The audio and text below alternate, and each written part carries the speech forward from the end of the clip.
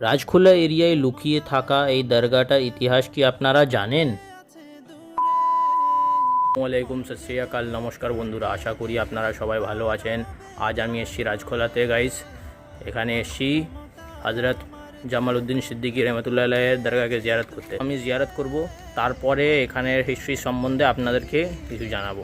বন্ধুগণ, আপনারা যারা আশেপাশে থাকেন এবং যারা এখানে এসেছেন তারা বুঝে গেছেন আমি এই সময় আসি হজরত জামালউদ্দিন সিদ্দিকী রহমতুল্লাহ আলাইহির দরগা শরীফে।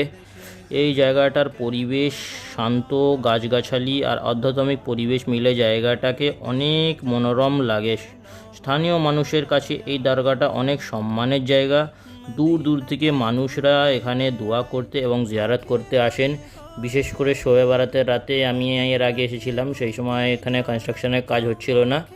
সেই সময় ভিড় দেখার মতো ছিল সত্যি বলতে বন্ধুরা।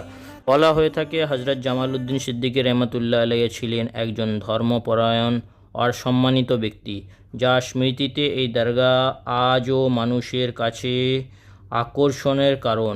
দরগার চারপাশের পরিবেশ খুবই শান্ত বন্ধুগণ, এবং সত্যি বলতে একটা আলাদাই ভাইব আসছিল। যাই বলো থেকে ক্ষমা করবেন বন্ধুরা, কারণ বিশেষ কিছু বলতে পারি না, কারণ এখানে আমি যেই সময় এসেছি কেউ অ্যাভেলেবেল নেই এই মুহূর্তে। তাই জন্য খুবই মন থেকে ক্ষমা চাইছি। যেহেতু আল্লাহ তাআলা যদি আমাকে যদি তৌফিক যদি কোনোদিন যদি দান যদি করেন, তাহলে এমন কোনো সময় আসবো যেখানে সম্পূর্ণভাবে আপনাদেরকে জানাবো এই ব্লগেতে, কোনো ব্লগেতে সরি।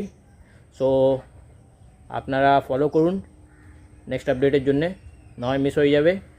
আর কমেন্টে অবশ্যই জানাতে ভুলবেন না আপনারা কারা কারা এখানে আগে জিয়ারত করতে এসেছেন। And thanks me later. আর ফলো করে নিন এক্ষুনি ফর মোর আপডেটস।